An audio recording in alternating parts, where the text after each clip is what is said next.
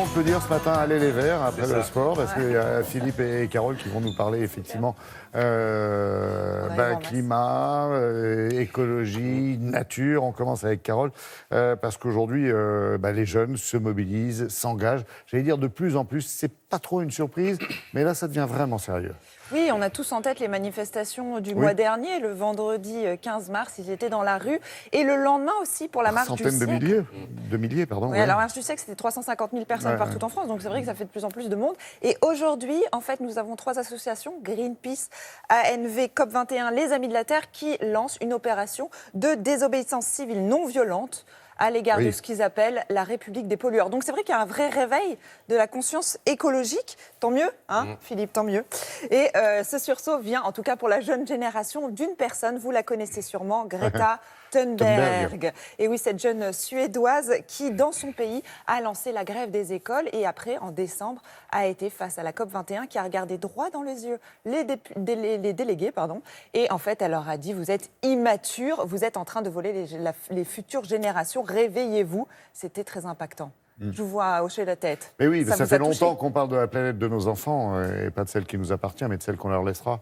Forcément. Donc c'est vrai que le problème maintenant est repris par les jeunes et nous avons nos Greta Thunberg en France. Elles s'appellent Louise et Susan, elles habitent à Nice et leur signe de ralliement, elles se sont mis une larme verte au coin de l'œil et elles appellent donc tous les jeunes à rejoindre ce mouvement. On est allé les voir, elles sont sur le marché de la Libération parfois à Nice pour justement faire passer leur message et nous avons aussi demandé à leurs parents comment ils vivaient ces préoccupations de leurs enfants. C'est un sujet d'Olivier Lebras.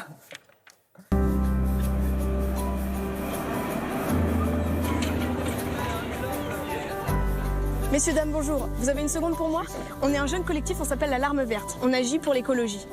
En gros, aujourd'hui, on lutte contre la mort de toutes les abeilles. Parce qu'en France, 40% des abeilles sont en train de mourir. Je vous offre, si vous le voulez, des graines de trèfle blanc. Vous les plantez où vous voulez, sur votre balcon. Et hop là, les abeilles se reproduisent et elles viennent butiner chez vous. Je me souviens très bien du moment où Susan a dit « Allez, moi je m'engage ». On était à table et on discutait d'écologie. Je revenais de Bruxelles où les jeunes s'étaient mobilisés à Bruxelles. Et je lui ai dit, mais c'est dingue, en France, vous ne mobilisez pas. Elle a dit, mais t'as raison, j'y vais. Et elles lancent leur compte Instagram et ça part comme ça.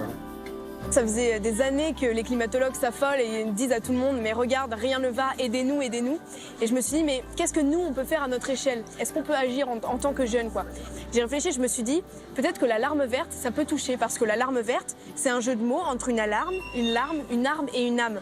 Et donc, se peindre ce signe distinctif d'une mobilisation quotidienne à même le visage, ça pouvait toucher le gouvernement et les adultes qui nous écoutent. Alors nous, on a de plus en plus le sentiment d'être écoutés. Au départ, pas du tout, mais au fur et à mesure que les choses avancent, on arrive à avoir beaucoup plus d'impact. Vous, Angélique, vous étiez militante quand vous étiez jeune? Pas du tout. J'ai travaillé très jeune, donc pour moi, ma priorité, c'était d'abord le travail. Donc j'ai pas été sensibilisée du tout. C'est vraiment en grandissant et avec l'âge que je prends plus conscience, et encore plus grâce à Louise. Comment vous participez?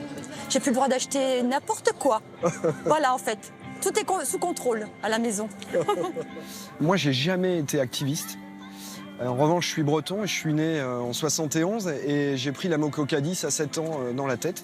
Et puis tout s'embrase et on oublie un petit peu. Et puis quelques années plus tard, quand on grandit, on voit les médias, on voit ce qui se passe et on se dit tiens, il y a un vrai sujet qui monte et on élève ses enfants dans cette conscience-là. Est-ce que vous voulez un flyer avec notre page Instagram et tout? Il y a des petites actions que vous pouvez faire au quotidien chez vous. On vous donne plein de petits renseignements. C'est un peu le monde à l'envers. C'est les jeunes qui commencent à se réveiller et qui donnent des conseils aux vieux en leur disant mais vous vous rendez compte de l'avenir que vous nous laissez? Et c'est pour ça qu'ils ont du mal à nous écouter. Mais je pense que de plus en plus, les adultes sont en train de se rendre compte que les jeunes du monde entier sont en train de se réveiller et d'avoir une vraie conscience écologique. Je vous la donne, à condition que vous les plantez. Ah oui, bien sûr. Bah, parfait. Et je vais mettre de l'eau De l'eau tous les 2-3 jours. Je vous offre des graines de trèfle blanc si vous me promettez de les planter sur votre jardin, votre balcon ou sur votre rebord de fenêtre. Ça marche? Bonne journée, monsieur, merci beaucoup. Merci. Il y a Nicolas Hulot qui disait que le sérieux a changé de camp et je crois qu'il est dans leur camp. Elles sont sérieuses, enthousiastes et engagées. Je trouve ça merveilleux. Bon, Carole, il y a de l'énergie, il y a de la détermination, donc elles seront aux prochaines manifs. Ah oui, les j'imagine. prochaines Ah oui. manifs, c'est le 24 mai. 24 Donc mai, hein. oui, je les ai eu au téléphone forcément juste avant l'émission. C'est toujours programmé. Et alors là, elles sont en Vous aimez vacances. réveiller les gens très tôt, vous. Hein. Non, c'était hier, j'avoue.